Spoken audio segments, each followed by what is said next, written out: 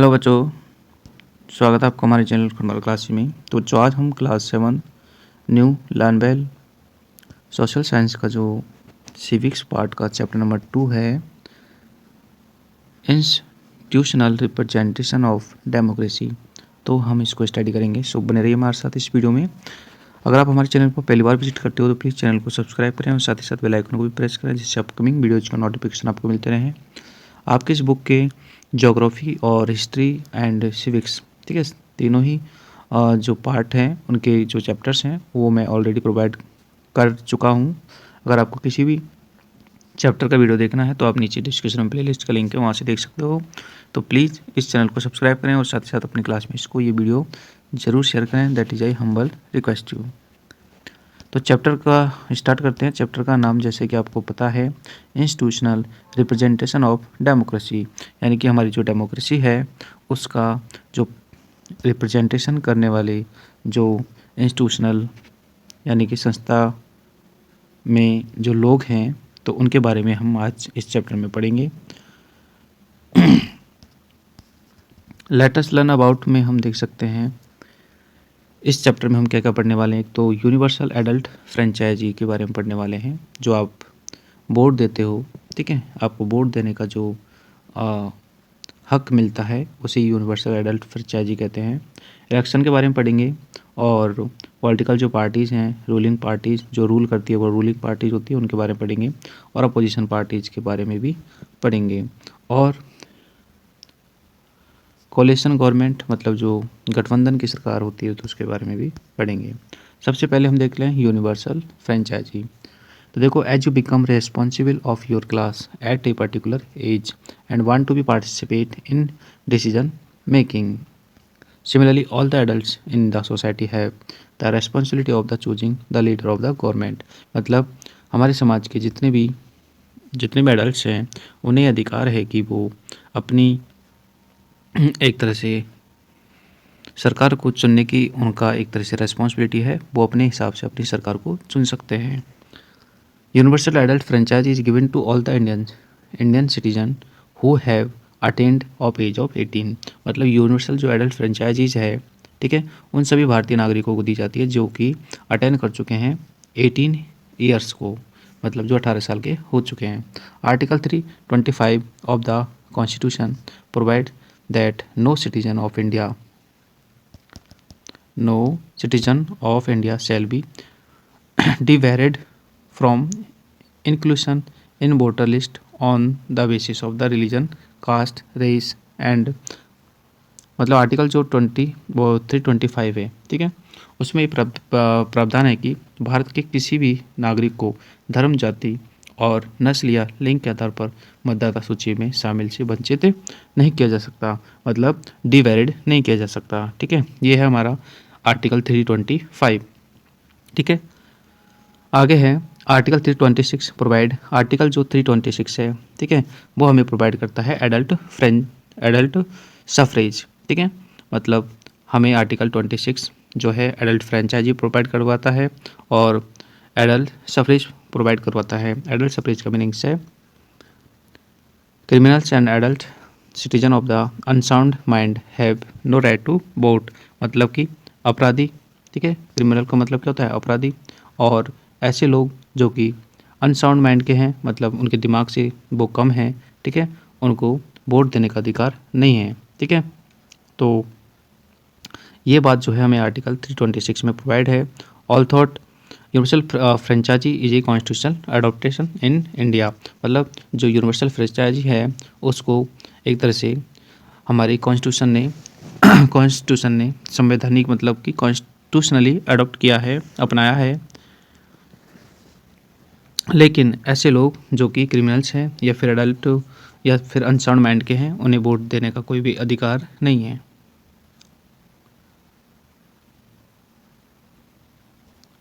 आगे देखते हैं इन्फो पीपल्स में। Constitutionally Indian citizen were given to right to vote after independence. मतलब जो हम स्वतंत्र हो गया था हमारा देश 1950 में, 1950 के बाद से हमें एक तरह से वोट देने का अधिकार दिया गया था।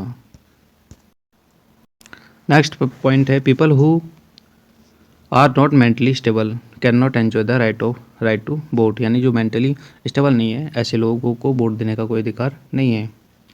आगे देखो, hardened criminals who have been, ठीक है, convicted by the court are also not eligible to vote, मतलब वो क्रिमिनल, ठीक है, जिनको हमारे कोर्ट ने, ठीक है, दोषी ठहराया है यानी कि कॉन्विक्टेड की लिस्ट में रखा है, तो वो भी वोट देने के पात्र नहीं होते हैं, मतलब उनको भी वोट देने का कोई अधिकार नहीं होता है।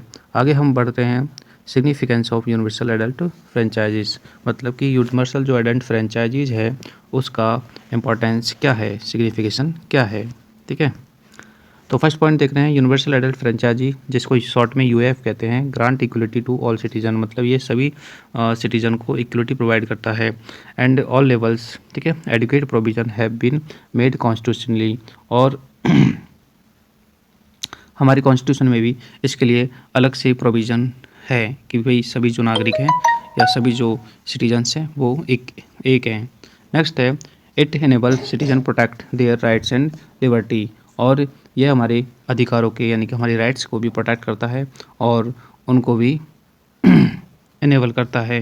नेक्स्ट है, people belonging to the various, ठीक है, linguistic and religious minority live in India by exercising their rights to be franchisee, मतलब कि हमारे देश में या हमारी कंट्री में अलग अलग लिंग्विस्टिक यानी कि भाषा बोलने वाले लोग रहते हैं और अलग अलग रिलीजन के भी जो है लोग रहते हैं, तो वो सभी अपने इस एडल्ट फ्रेंचाइजी का यूज़ कर सकते हैं और अपने इंटरेस्ट को रिप्रेजेंट कर सकते हैं।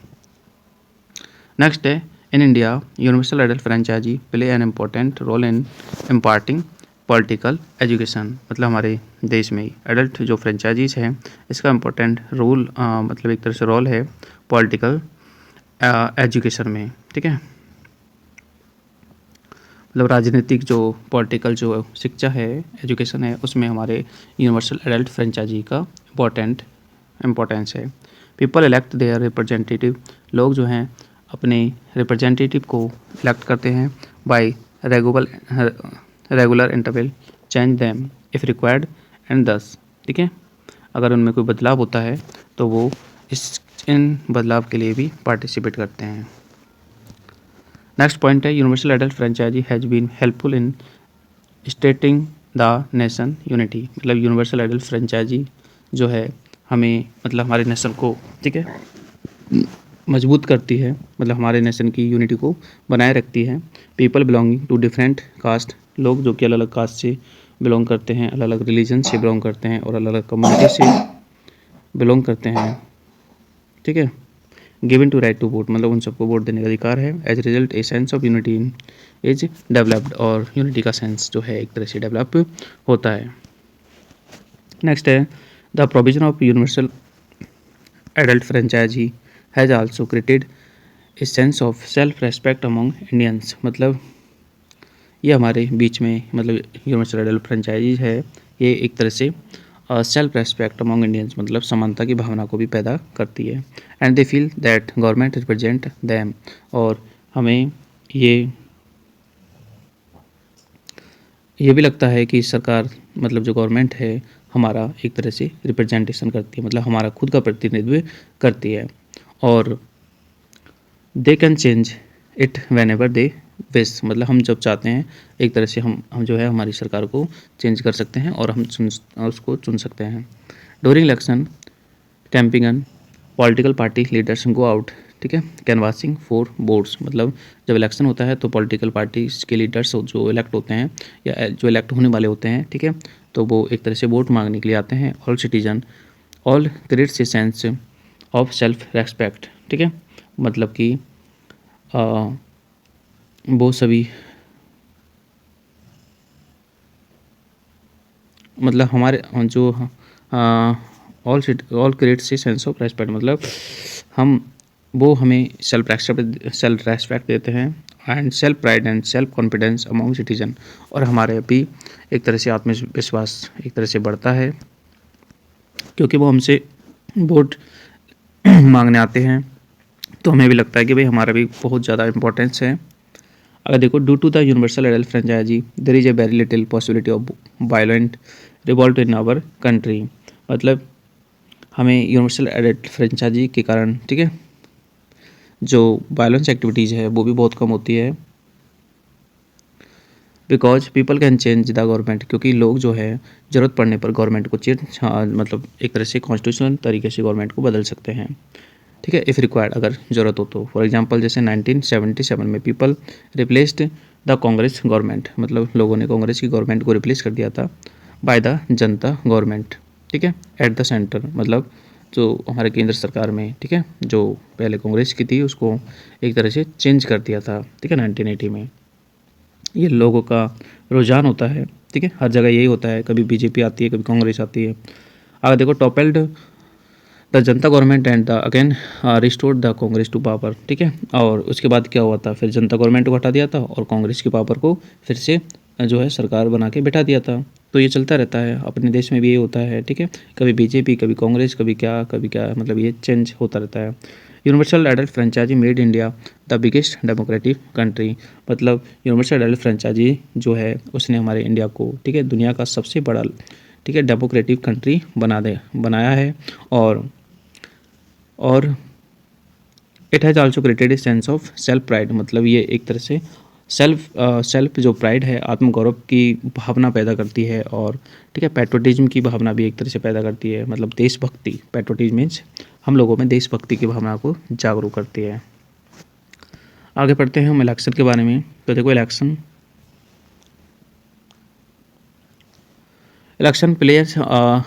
Play significant role in the formation of the modern representatives democratic government, मतलब जो इलेक्शन है, ठीक है, वो हमारी डेमोक्रेटिक जो गवर्नमेंट है, ठीक है, उसमें एक इम्पोर्टेंस से रोल प्ले करती है।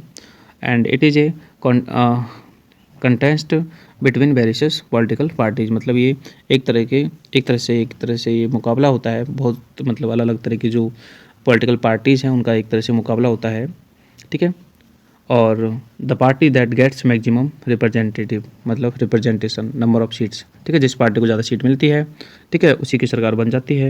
In a democracy election takes, ठीक है, प्लेस पीरियडिकली, मतलब डेमोक्रेसी में जो इलेक्शन है वो समय समय पर होते रहते हैं। फॉर एग्जांपल जैसे general election to be Lok Sabha are held every 5 years, मतलब जो लोकसभा के जो चुनाव होते हैं वो हर 5 साल में होते हैं, जैसे कि अभी लोकसभा के चुनाव होने वाले हैं, ठीक है, तो ये हर स्टेट में होते हैं, 5 साल में होते हैं। आगे देखो the election commission of India is responsible for the conducting free and fair election, मतलब जो हमारा इंडिया का इलेक्शन कमीशन है, ठीक है, ये रेस्पॉन्सिबल होता है, ठीक है, और इसकी जिम्मेदारी होती है कि ये एक तरह से फेयरली जो है इलेक्शन को करवाए, ठीक है। और the election commission consist of chief election commissioner, मतलब इलेक्शन जो कमीशन है उसमें एक चीफ इलेक्शन कमिश्नर होता है जिसे मुख्य चुनाव आयोग कहते हैं, एंड 2 इलेक्शन कमिश्नर्स होते हैं, मतलब जो 2 चुनाव आयुक्त होते हैं, ठीक है, इसको हिंदी में चुनाव आयुक्त बोलते हैं, और इसको जो है चुनाव आयोग बोलते हैं।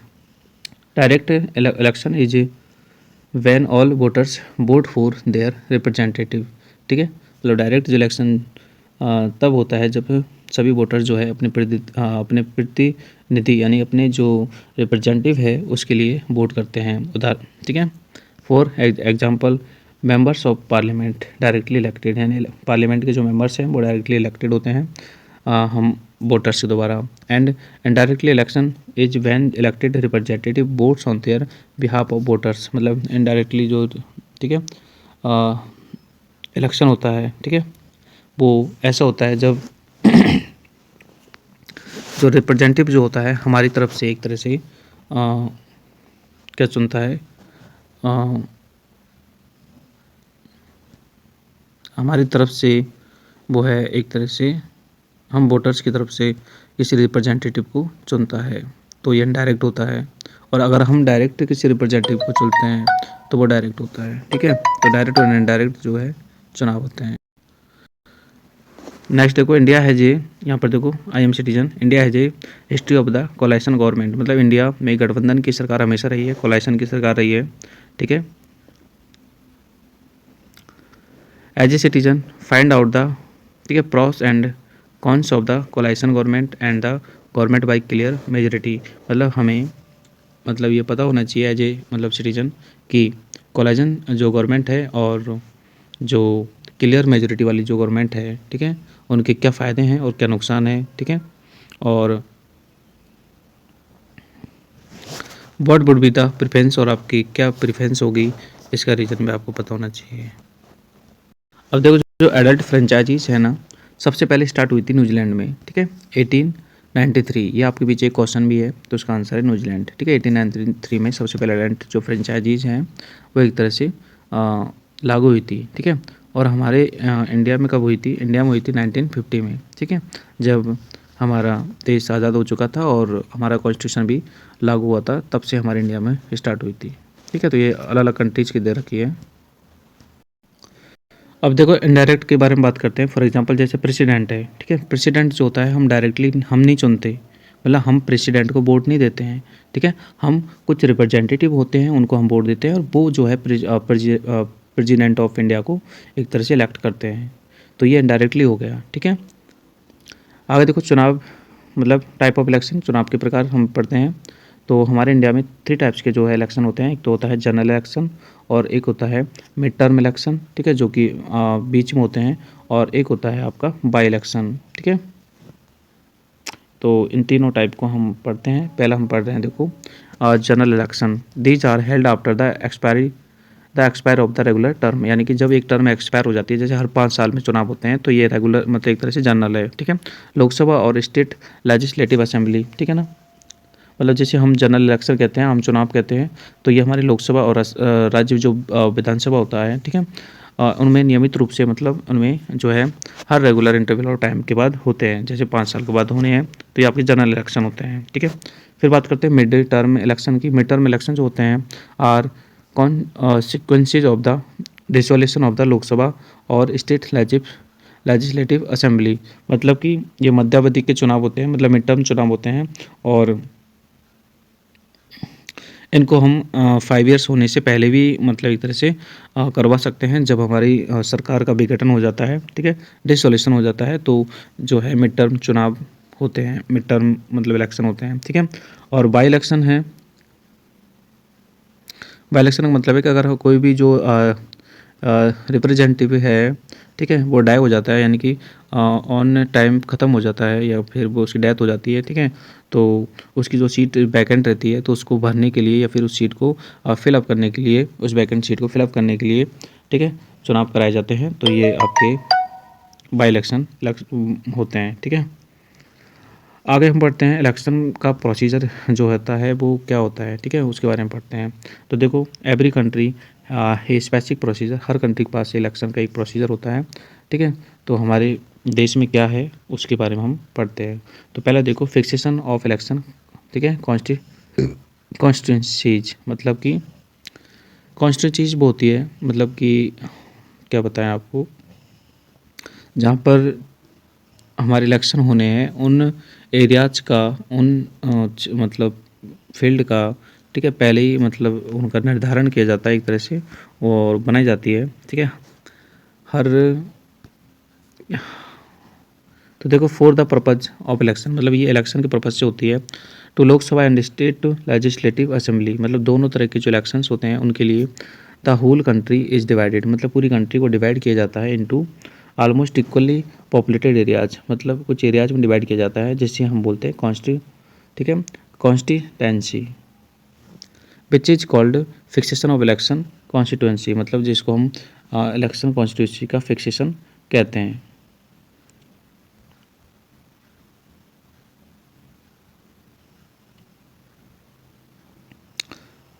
यानी कि हम इसको बोलते हैं चुनाव निर्वाचन क्षेत्र हिंदी में। Parliament makes arrangement by the law in this regard from time to time, मतलब पार्लियामेंट जो होती है, ठीक है, अरेंज करती है लॉ, ठीक है, time to time. In 1950 parliament established a delimitation commission, मतलब 1952 में, ठीक है, एक डेलिमिटेशन कमीशन, मतलब जैसे डेलिमिटेशन का मतलब है परिसीमन आयोग, ठीक है, 1952 में जो है लागू हुआ था।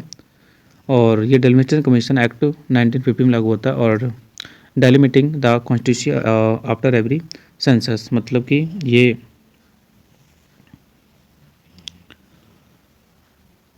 एवरी सेंसस मतलब कि हर बार, ठीक है, ये जो है एक तरह से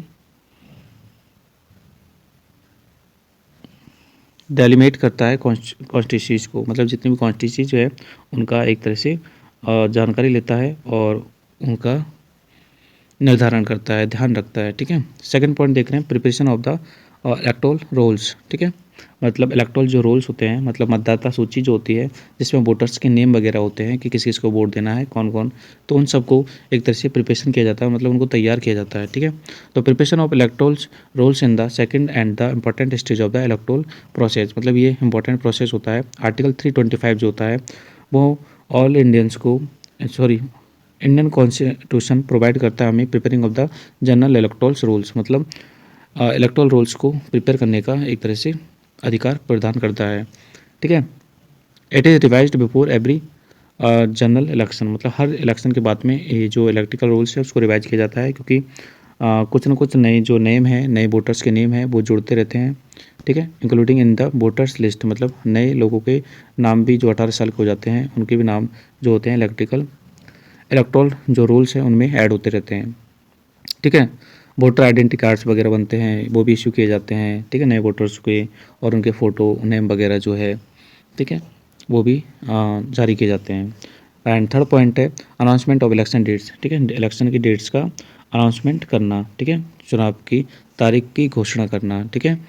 और ये एक तरह से दोनों ही तरह की जो गवर्नमेंट होती है, सेंट्रल गवर्नमेंट और स्टेट गवर्नमेंट, ठीक है, इन दोनों के द्वारा ये तारीख जो है एक तरह से डिसीजन ली जाती है और फिर जो है हमें बताई जाती है। नेक्स्ट है 4 पॉइंट आपका establishment of the polling station, ठीक है, मतलब जो पोलिंग स्टेशन है जहाँ पर वोट पड़ने हैं या फिर वोट डालने हैं, ठीक है, उन जगहों का एस्टेब्लिशमेंट पहले ही किया जाता है, ठीक है। अलग अलग जगह पोलिंग बूथ लगाए जाते हैं जहाँ पर लोग आते हैं और अपने वोट को देते हैं, मतलब वो इलेक्ट करते हैं। नेक्स्ट है नॉमिनेशन बाय द कैंडिडेट, ठीक है, मतलब कैंडिडेट का नॉमिनेशन होता है, मतलब जो कैंडिडेट्स मतलब खड़े होते हैं चुनाव में, ठीक है, उनका नामांकन भरा जाता है, ठीक है। तो ये भी एक मेन काम है, मतलब कोई भी मतलब जो इच्छुक पात्र है, मतलब जो कि इलेक्शन लड़ना चाहता है तो वो, ठीक है, उसका नॉमिनेशन होता है, उसका नाम वगैरह लिखा जाता है और, ठीक है, मतदाता सूची में उसका नाम चढ़ा जाता है। निर्वाचन क्षेत्र के जो मतदाता सूची है, ठीक है, उसका नाम वहाँ पे चढ़ा जाता है और आगे जाके अधिकारी को भेजा जाता है। नेक्स्ट पॉइंट है security and withdrawal of nomination papers, ठीक है, मतलब जो नामांकन पत्र जो होते हैं, नॉमिनेशन पेपर्स होते हैं, ठीक है, और उनकी जांच की जाती है, उनकी सिक्योरिटी ली जाती है और उनको विड्रॉ किया जाता है। देखो on the fix date the nomination papers are, ठीक है, scrutinized, those having some drawbacks are rejected and the names of the eligible candidates are announced, मतलब कुछ दिनों के बाद, ठीक है, जब काउंटिंग होती है वोट्स की तो जो इलेक्टेड होता है उसका नाम अनाउंस किया जाता है, बाकी को जो नहीं होते हैं उनका जो है, ठीक है, अच्छा कुछ दिन के बाद, ठीक है, जो इलेक्टेड के नेम अनाउंस किए जाते हैं और जो उम्मीदवार, मतलब जो इलेक्टेड पर्सन है जो लड़ना चाहता है, अगर वो अपना नाम वापस लेना चाहता है तो ले सकता है, मतलब वो जो है देखो the who wish to be withdraw their nomination, मतलब कि अगर वो जो अपना नाम हटाना चाहता है तो वो इलेक्शन ऑफिसर से एक एप्लीकेशन लिख के और अपना नाम वापस ले सकता है। The election officer return the security deposit, तो वो सिक्योरिटी डिपॉजिट को रिटर्न कर देता है कैंडिडेट को और publish the list of the remaining candidates, और जो लड़ना चाहते हैं चुनाव, ठीक है, उनकी जो लिस्ट है वो एक तरह से जो इलेक्शन कमिश्नर है वो ठीक है क्या होता है जारी कर देता है और उनके सिंबल्स वगैरह भी दे देता है, ठीक है, मतलब जो उनके चुनाव चिन्ह वगैरह है वो उनको आवंटित कर देता है। नेक्स्ट जो प्रोसेस है वो है इलेक्शन कैंपेन, ठीक है, चुनाव अभियान, ठीक है। चुनाव अभियान का मतलब है कि जब ये काम हो जाता है, सिंबल्स वगैरह जारी हो जाते हैं, ठीक है, जो एलिजिबल कैंडिडेट होते हैं जो कि इलेक्शन को लड़ते हैं उनके सिंबल वगैरह जारी हो जाते हैं, तो election officers and different political parties, ठीक है, independent launch vigorous election campaign in the support to their candidate, मतलब वो अपने कैंडिडेट को सपोर्ट करने के लिए जो है प्रचार वगैरह जो है कर सकते हैं। Political party release there election, ठीक है, मैनिफेस्टो, मतलब पॉलिटिकल जो पार्टीज़ हैं वो अपना चुनावी जो घोषणा पत्र है, मैनिफेस्टो, वो जारी करती है, जिसमें वो, ठीक है, जिसमें वो कुछ प्रोग्राम्स कर सकती है, पब्लिक मीटिंग्स कर सकती है, ठीक है, प्रोसेशंस कर सकती है, मतलब रैली वगैरह, ठीक है, रैलीज वगैरह जो है वो मीडिया में प्रचार कर सकती है कि भाई हमें वोट दो, हमें वोट दो, ठीक है, न्यूज़पेपर में छपवा सकते हैं, पम्पलेट्स में, टेलीविज़न में, रेडियो में, ठीक है। तो ऐसे पॉलिटिकल पार्टी जो है अपना प्रचार करती है। उसके बाद जो नेक्स्ट आता है वो है पोलिंग, ठीक है। पोलिंग का मतलब है कि वोट जो है, वोटर्स जो है अपना वोट देके, और जो है एक तरह से ये इलेक्शन का डे होता है, ठीक है, a public holiday in declare so that voters can exercise their franchises, मतलब ये पब्लिक हॉलीडे होती है उस दिन, ताकि जो वोटर्स हैं अपने फ्रेंचाइजीज को इलेक्ट कर सके, उनको वोट दे सके on the basis of the names including in the electoral rolls instead of the ballot boxes, ठीक है।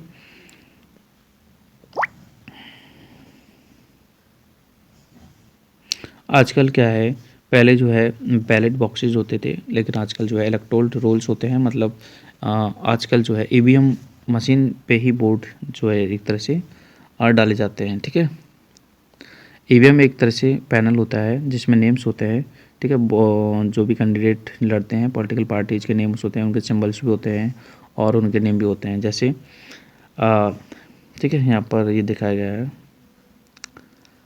आगे देखो, नेक्स्ट है काउंटिंग द वोट्स। उसके बाद जो है वोट जब सारे डल जाते हैं तो उसके बाद में वोट की काउंटिंग होती है, ठीक है, और अलग अलग कैंडिडेट के अलग अलग जो है वोट की एक तरह से काउंटिंग होती है। इसमें क्या होता है कि काउंटिंग कैसे होती है, देखो, who are appointed by the returning officer, मतलब ठीक है, पर्सनल लोग होते हैं, रिटर्निंग ऑफिसर उनको अपॉइंट करता है। Start the counting of votes at the fixed place at the fix time, मतलब एक फिक्स प्लेस पे फिक्स टाइम ही एक तरह से वोट की काउंटिंग स्टार्ट होती है, under the supervision of the returning officer, returning officer के सुपरविजन में, ठीक है, सुपरविजन में, ठीक है, रिटर्निंग ऑफिसर के। At the agent appointed by the candidates and the candidates themselves present at the venue of the counting of the they have objection regarding counting of the votes they bring that the notice returning officer, मतलब अगर किसी भी agent वगैरह या फिर स्वयं जो अभ्यर्थी होता है, मतलब ठीक है, अगर उससे कोई दिक्कत होती है तो वो रिटर्निंग ऑफिसर को एक तरह से जो है नोटिस दे सकता है कि भाई कोई दिक्कत है तो, ठीक है ना। आगे देखो, यहाँ पर कुछ पॉलिटिकल सिंबल्स वगैरह बता रखे हैं, वो भी देख लो आप, जैसे INC इंडियन नेशनल कांग्रेस एक, ठीक है, पार्टी है, और ये फॉर्म्ड हुई थी 1885 में, और उसका जो सिंबल है वो है ये आपका, ठीक है, तिरंगा, और ये आपका हाथ का चिन्ह, ठीक है। बीजेपी है जिसे भारतीय जनता पार्टी कहते हैं, ठीक है, और नरेंद्र मोदी बीजेपी पार्टी से हैं, ये 1980 में स्टार्ट हुई थी, और इसका लोटस है सिंबल। नेक्स्ट है आपके CPI, मतलब कम्युनिस्टो पार्टी ऑफ इंडिया 1926, ठीक है, उसका ये है सिंबल। नेक्स्ट है CPIM, मतलब कम्युनिस्टो पार्टी ऑफ इंडिया मैक्स, ठीक है, मार्क्सिस्ट है, ये इसका ये वाला सिंबल है, ठीक है। BSP है, बहुजन समाज पार्टी है, ठीक है, 1984 में, और जिसका सिंबल है एलिफेंट। उसके बाद हम देखते हैं नेक्स्ट जो पॉइंट है वो है डिक्लेरेशन ऑफ द रिजल्ट, मतलब रिजल्ट की घोषणा की जाती है, ठीक है, जब मतलब वोटिंग की काउंटिंग, मतलब वोट्स की जो काउंटिंग ख़त्म हो जाती है, उसके बाद जो रिटर्निंग ऑफिसर होता है, ठीक है, वो मैक्सिमम जो जिसको वोट मिलते हैं, ठीक है, उस पार्टी को, ठीक है, उस पार्टी के जो पर्सन है उसको एक तरह से विजेता विनर घोषित कर देता है, और ठीक है, returning officer issue a certification to that effect of the successful candidate, यानी जो सक्सेसफुल कैंडिडेट है उसका एक सर्टिफिकेट जारी करता है। अब हम बात करते हैं, ये तो हो गया इलेक्शन का प्रोसीजर। उसके बाद में बात करते हैं पॉलिटिकल पार्टीज के बारे में। तो पॉलिटिकल पार्टीज जो होती है is an organised group of people, मतलब एक पीपल्स का ऑर्गेनाइज ग्रुप होता है विद कॉमन आइडियोलॉजी, मतलब जिनकी समान विचारधारा हो, ठीक है, कॉमन आइडियोलॉजी हो, और securing power and contesting election, और जो अपने आप को, ठीक है, सिक्योर कर सके, संगठित समूह बना सके, ठीक है। Parties are follows constitutional procedure, सभी पार्टी जो है संवैधानिक जो प्रोसीजर है उसको फॉलो करती है। तो हम पढ़ते हैं एसेंशियल ऑफ पार्टीज, पार्टीज की एसेंशियलता क्यों है, मतलब अनिवार्यता क्यों है, ठीक है। तो देखो, from the above mentioned definition of the political party we can conclude some essential fact of the formation of the political parties, ठीक है। पहला है it is a organised group of people, मतलब ये लोगों का एक ऑर्गेनाइज्ड ग्रुप होता है। Similarity of the political ideology, और इनकी पॉलिटिकल जो आइडियोलॉजी है, मतलब विचारधारा है, वो सिमिलर होती है। नेक्स्ट है कॉमन एम, इनका जो एम होता है, उद्देश्य जो होता है वो कॉमन होता है, और ठीक है, अटेन पॉलिटिकल स्टेबिलिटी, और इनको पॉलिटिकल स्टेबिलिटी अटेन होती है। नेक्स्ट है peaceful means of attaining political power, और मतलब ये पीसफुल मीन्स का यूज करते हैं, ठीक है, मतलब पीसफुल साधनों का यूज करते हैं पॉलिटिकल पावर को अटेंड करने के लिए। नेक्स्ट है national and state level political parties, ठीक है, अलग नेशनल लेवल की और स्टेट लेवल की पॉलिटिकल पार्टीज जो होती है अलग होती है, ठीक है। उनमें यहाँ पर डिफरेंस और बताया गया है, ठीक हो, देखो, ठीक है। नेशनल पार्टीज ये है आप स्टेट पार्टीज। नेशनल पार्टी देखो, they have their influence all over the country, मतलब नेशनल पार्टी का जो इन्फ्लुएंस होता है, मतलब प्रभाव होता है, पूरे देश में होता है, ठीक है। और they have their units all over the country, और इनकी जो यूनिट्स है पूरे कंट्री में होती है। और they give priority to the national issues, मतलब ये राष्ट्रीय मुद्दों को ही प्रायोरिटी देती हैं। जबकि स्टेट पार्टी जो होती है उसका इन्फ्लुएंस जो होता है पर्टिकुलर स्टेट पे होता है, मतलब हर, मतलब इस एक स्टेट तक ही सीमित होता है, और उनकी भी काफ़ी यूनिट्स होती है स्टेट्स में, और ये जो है हमेशा एम्फेसिस करती है, ठीक है, और रीजनल इश्यूज़ को, मतलब उस पर्टिकुलर जो है स्टेट के इश्यूज़ को ही एक तरह से ये इश्यूज़ को इन्फ्लुएंस करती है, मतलब उस पर जोर देती है। नेक्स्ट बात करते हैं types of the party system के टाइप्स, ठीक है। तो political parties are important because of the range of the function they carry out, political parties इसलिए इम्पोर्टेंट है क्योंकि अपने अलग अलग इनके जो है काम होते हैं, इंपॉर्टेंट फंक्शंस होते हैं, ठीक है। The complex inter relationship between the among parties is crucial in the structuring और the way of the political system work, मतलब इनके पॉलिटिकल सिस्टम का जो वर्क होता है वो अलग होता है। जैसे बीजेपी का अलग सोच होती है, अलग उनकी आइडियोलॉजी होती है, उनका काम भी अलग होता है। This network of relationship is called political party system, मतलब इस नेटवर्क को, ठीक है, पॉलिटिकल पार्टी सिस्टम कहा जाता है। सबसे जो इम्पोर्टेंट वो है number of parties compete the power, मतलब ये पावर के लिए कॉम्पीट करती है, और ऑन द बेसिस, ठीक है, ड्यूबरगर, मतलब एक क्या बोलते हैं, ड्यूबरगर एक सोशलिस्ट थे और पॉलिटिशियन थे। Distinguish between the one party and the two party, मतलब उन्होंने एक पार्टी, मतलब एक दलीय बहुदलीय सरकार के बारे में अंतर स्पष्ट किया था। The major system found in the modern democracy, ठीक है, हमारी मॉडर्न जो डेमोक्रेसी में है, तो एक तो है one party system. One party system का मतलब है mono party of the uni party system in the one is which there is only one political party which function and control, मतलब इसमें सिर्फ एक ही पार्टी का, ठीक है, एक ही मतलब राजनीतिक दल होता है जो कि सरकार का नियंत्रण करता है, ठीक है। चाइना है, क्यूबा है, ठीक है, तो यहाँ पर कुछ इसी टाइप की जो है पॉलिटिकल पार्टीज है, ठीक है। वन पार्टी सिस्टम जो है यहाँ पर ऑलरेडी लागू है।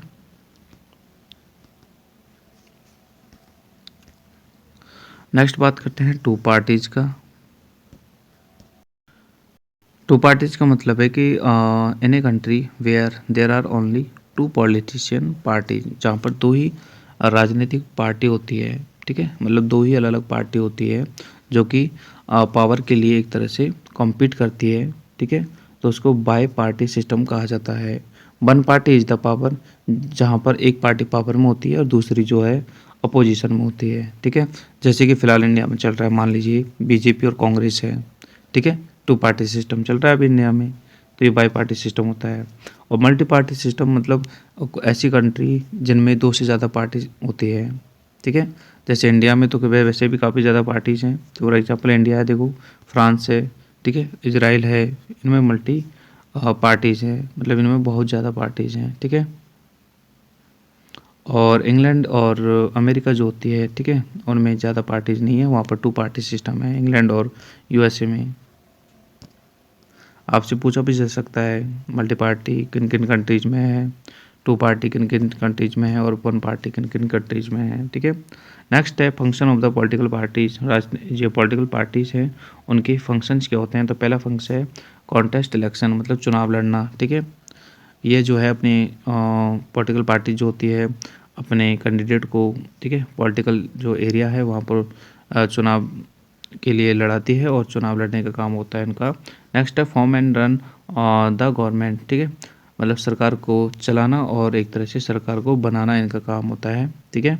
अलग अलग इनकी विचारधारा होती है, हम पढ़ ही चुके हैं, आइडियोलॉजी अलग अलग होती है हर पॉलिटिकल पार्टीज़ का, एम अलग अलग होता है, ठीक है। और ये अलग अलग स्कीम्स जो है प्रोवाइड करती है, पुश देयर पॉपुलैरिटी, अपनी पॉपुलैरिटी को बनाए रखने के लिए अलग अलग स्कीम वगैरह ये बनाती है जब ये रूल करती है तब, ठीक है। और नेक्स्ट है C point, provide link between the peoples and the government, मतलब पॉलिटिकल पार्टी जो है पीपल्स और लोगों के बीच में लिंक का काम करती है, ठीक है। The ruling party convey the policies, मतलब रूलिंग पार्टीज तो जो होती है वो नई नई पॉलिसीज जो है कन्वे करती है, हमें बताती है, और नए नए प्रोग्राम्स वगैरह गवर्नमेंट के प्रोग्राम्स लॉन्च करती है। जबकि अपोजिशन पार्टीज जो होती है वो उनमें कमियां ढूंढती है, वीकनेस ढूंढती है रूलिंग पार्टी में कि भाई रूलिंग पार्टी के जो है क्या काम गलत कर रही है, ठीक है। तो वो एक तरह से उनको लोगों के बीच बताती है, ठीक है। और नेक्स्ट है provide political education and the awareness among S people, लोगों के बीच पॉलिटिकल एजुकेशन को, ठीक है, बनाए रखती है। और एक तरह से political parties try to be impart politician education, मतलब वो चाहते हैं कि लोग जो है पॉलिटिकल राजनीतिक के बारे में ज़्यादा पढ़े और समझे। पीपल्स कम टू नो, और लोग जाने major burning issues through the them, ठीक है, मतलब बर्निंग इशूज कौन कौन से हैं उनके बारे में जाने, ठीक है, अपोजिशन के बारे में जाने और कुछ रूलिंग पार्टी के बारे में भी जाने। नेक्स्ट है फॉर्म पब्लिक ओपिनियन, ठीक है, मतलब जनता की राय बनाना, ठीक है। Common peoples generally do not take interest in the political problems, मतलब लोग ज़्यादातर पॉलिटिकल प्रॉब्लम्स में इंटरेस्टेड नहीं होते हैं।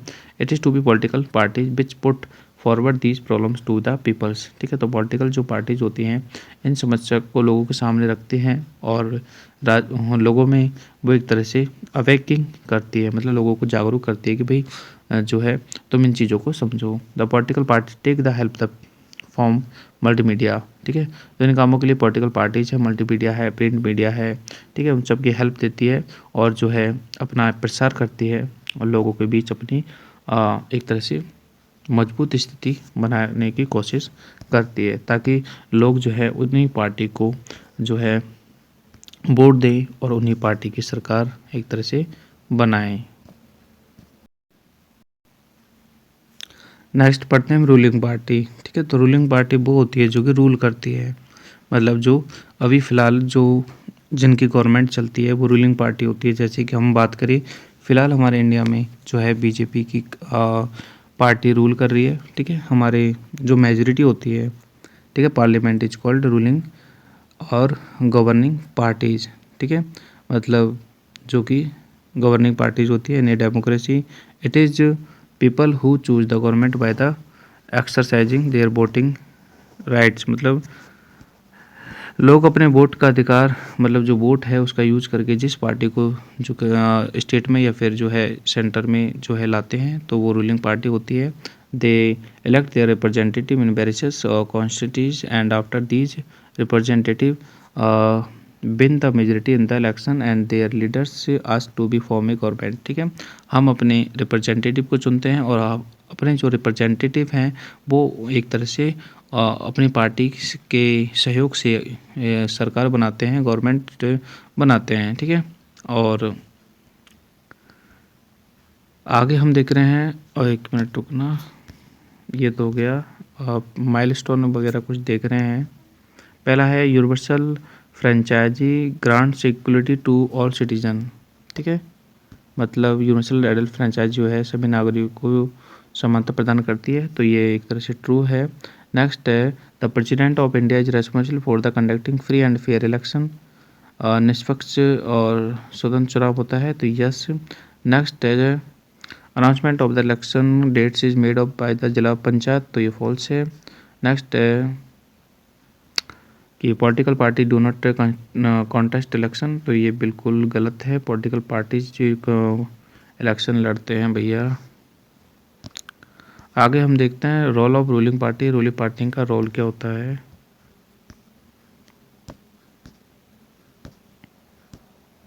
तो देखो the head of the ruling party का जो हेड होता है वो एडवाइज करता है एग्जीक्यूटिव एंड कैबिनेट का, ठीक है।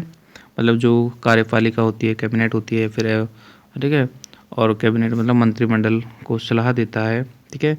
ऑल द मेजर डिसीजन, जितने मेजर डिसीजन होते हैं, ठीक है, और अपॉइंटमेंट्स होती है, ठीक है, वो एक तरह से हेड गवर्नमेंट की होती है। एंड द बॉडीज लाइक जैसे यूनियन कैबिनेट है, ठीक है, और प्लानिंग कमीशन है, कैबिनेट कमिटीज़ है, फंक्शन अंडर द सुपरविज़न, ठीक है। वो सारी जो है कैबिनेट जो समितियां हैं वो इन्हीं की सुपरविज़न में वर्क करती है, रूलिंग पार्टी के सुपरविज़न में। नेक्स्ट है the legislative head serve as link between the executive and the cabinet, मतलब जो हमारी लेजिस्लेटिव होती है, मतलब ठीक है, वो सर्व करती है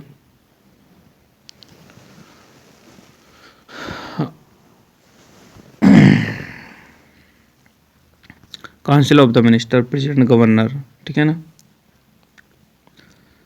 ये गवर्नर जो होता है स्टेट में होता है। The head of the ruling party is also chairman of the extra constitutional advisory bodies, मतलब जो हेड होता है रूलिंग पार्टी का, ठीक है, वो अपने मतलब संवैधानिक सलाहकार होता है। नेक्स्ट है अपोजिशन पार्टीज। अपोजिशन पार्टीज वो होती है जो रूलिंग पार्टीज के अपोजिशन में होती है, मतलब जो कि रूल नहीं करती है, ठीक है। Opposition party play important role in democratic country, मतलब अपोजिशन का भी बहुत ज़्यादा रोल होता है, क्योंकि the importance of role play to by the opposition parties can be grouped under. देखो पहला है ये चेक करती है on the misuse of power by the ruling party, मतलब रूलिंग पार्टी जो है अपने पावर का मिसयूज तो नहीं कर रही है, ठीक है। रूलिंग पार्टी जो है वो क्या काम गलत कर रही है, ठीक है, तो उस चीज़ की देख रेख में ये करती है, मतलब उसमें एक तरह से कमियाँ निकालने का काम जो है इनका होता है, ठीक है, और इसका भी इम्पोर्टेंस है। नेक्स्ट है forms public opinion in their favour, ठीक है।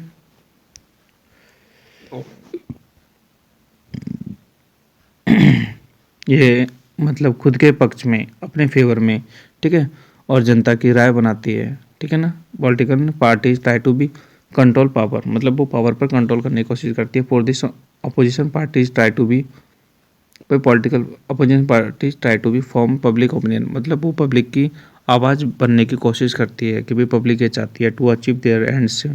Opposition criticise the weakness of the ruling party, मतलब रूलिंग पार्टी के वीकनेस को क्रिटिसाइज करती है, ठीक है, और अपनी जो नीतियां हैं उनको उजागर करने की कोशिश करती है, मतलब और लोगों को विश्वास जीतने की कोशिश करती है, ठीक है। They fail to be mould public opinion, मतलब अपने पब्लिक ओपिनियन को मोल्ड करती है। And ruling party will be continue to enjoy the support of people with the their policies and programmes, ठीक है। रूलिंग पार्टी तो अपने पॉलिसीज और प्रोग्राम्स से लोगों का सपोर्ट करती है हमेशा। नेक्स्ट पॉइंट है इनका स्प्रेड पॉलिटिकल अवेयरनेस, मतलब ये पॉलिटिकल अवेयरनेस को स्प्रेड करती है। Opposition parties make people aware to be what is going wrong in the government, ठीक है। पॉलिटिकल अपोजिशन पार्टी एक तरह से हमें बताती है कि जो है सरकार में क्या कुछ गलत चल रहा है। इन्फॉर्म पीपल्स, लोगों को इन्फॉर्म करती है, उनके राइट्स को बताती है कि आपके अधिकार क्या है, ठीक है। As result public awareness is generated which is good for success and sustains the democracy, मतलब कि पब्लिक अवेयरनेस पैदा करती है जो कि हाँ हमारे लिए एक तरह से सही होता है डेमोक्रेसी के लिए। नेक्स्ट है प्रोवाइड एन अल्टरनेटिव्स, और एक अल्टरनेटिव मतलब एक विकल्प वो तैयार करती है। Election gives an opportunity to the peoples changing government. भाई इलेक्शन ने हमें ये अपॉर्चुनिटी दी है कि हम अपने जो है पॉलिटिकल जो रूलिंग पार्टी है उसको चेंज कर सकते हैं। तो वो एक तरह से हमें प्रोवाइड करती है अल्टरनेटिव कि भाई ये जो सरकार है, ये रूलिंग जो सरकार है वो अपना काम अच्छे से नहीं कर रही है, और अब नेक्स्ट टाइम तुम जो है हमें जो है इलेक्शन में जिताना और हम अपनी सरकार बनाएंगे, हम ये करेंगे वो। ठीक है, ऐसा कुछ ये इनका मोटिव होता है। नेक्स्ट है ई try to be make government accountable to watch the need of peoples. ठीक है, ये चाहती है कि सरकार को लोगों की ज़रूरतों के प्रति जवाबदेह होना चाहिए, मतलब लोगों के प्रति लोगों की नीड के अकॉर्डिंग सरकार होनी चाहिए। ठीक है, ऐसा उस टाइम चाहती है, लेकिन जब ये खुद रूलिंग में आ जाती है तो शायद ही मुझे नहीं लगता ऐसा चाहती होगी। ठीक है,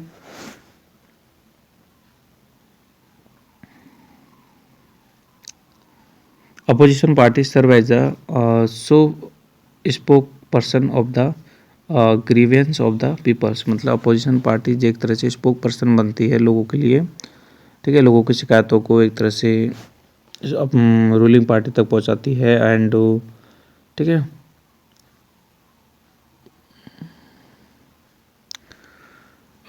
इनका जो वेज होता है वो अलग होता है, जैसे कि आर्टिकल वगैरह छपवाना, ठीक है, स्टेज प्रोग्राम करना वगैरह। जैसे आगे एक और चीज़ पढ़ते हैं, कोलाइशन ऑफ गवर्नमेंट। मतलब जब, ठीक है, किसी भी, देखो the term coalition government refers to be an alliance between the two different political parties. मतलब जब किसी एक पार्टी की सरकार नहीं बनती है तो दो पार्टियां मिलके किसी कंट्री में, किसी सेंटर में या फिर किसी स्टेट में सरकार बनाती है, तो उसको कोलाइजन कहते हैं। History of collision political in India. मतलब हमारे देश में जो है गठबंधन की सरकार का क्या हिस्ट्री है। तो गठबंधन की सरकार से मतलब पता चल गया है कि जब एक पार्टी की सरकार नहीं बनती है तो दो पार्टियां मिलकर सरकार बनाती है। तो ऐसा ही कुछ इसमें है।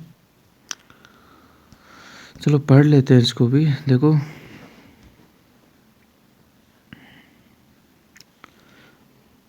After independence we have witnessed dominance of the single party that has enjoyed a vast majority। मतलब कि आज़ादी के बाद हमने सिर्फ एक ही पार्टी का इम्पोर्टेंस देखा है जिसको कि बहुत ज़्यादा बहुमत मिलता है और वो मेजोरिटी से अपने आप को एंजॉय करती है, मतलब उसको, ठीक है, बहुत ज़्यादा बहुमत मिलता है। नेक्स्ट है एक्सपेक्ट द 1971 और 84। मतलब 1984 और 1971 के चुनाव को छोड़ के, ठीक है, हमेशा एक प्रमुख पार्टी का ग्राफ जो है धीरे धीरे गिरता है। On the other hand we see the rise of the national parties, state original as well as, ठीक है, अनरिकॉग्नाइज्ड पार्टीज। मतलब हर पार्टीज को हमने जो एक तरह से उनका इम्पोर्टेंस बढ़ते हुए देखा है। आगे देखो, which had increased 22 in the Lok Sabha and election to 16 in the 16 Lok Sabha election held in 2014। ठीक है, स्टार्टिंग में तो ये 22 से बढ़कर तो जो 2014 का जो इलेक्शन हुआ था, ठीक है, उसमें 1616 हो गई थी।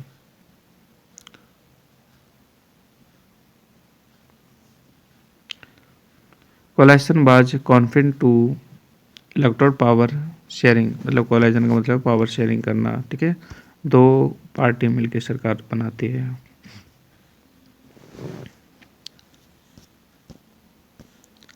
आगे देखो, इन सिंस 1990 के बाद से Indian electrode has constitutionally diverge fragments. मतलब भारतीय मतदाताओं ने लगातार राज्य और केंद्र दोनों, ठीक है, सरकारों के जो फैसले हैं वो एक तरह से खंडित किए थे। This has lead to be the political parties with small ideology difference to become together and loose federation. ठीक है, इसने छोटे जो आइडियोलॉजी वाले जो राजनीतिक दल थे, मतलब यानी पॉलिटिकल जो पार्टीज थी, ठीक है, और उनको एक तरह से आने के लिए प्रेरित किया था। ठीक है, अब देखो हमारे पास भी कुछ कोलाइजन वाले पार्टीज है, जैसे एक तो है एनडीए। एनडीए का मतलब है नेशनल डेमोक्रेटिक अलायंसेज, ठीक है। ये जो है एक तरह से बीजेपी का है। नेक्स्ट है यूनाइटेड प्रोग्रेसिव अलायंसेज, यूपीए सरकार, ठीक है, जो कि कांग्रेस की है। और एक और है, ठीक है, वो है आपका यूनाइटेड फ्रंट, जिसको थर्ड पार्टी फ्रंट कहते हैं, third front of the government in now in defunct, मतलब अब ये, ठीक है, डिफेंट नो लॉन्गर एग्जिस्ट, मतलब ये जो है एग्जिस्ट नहीं है ये वाली, तो ये दोनों एग्जिस्ट करती हैं।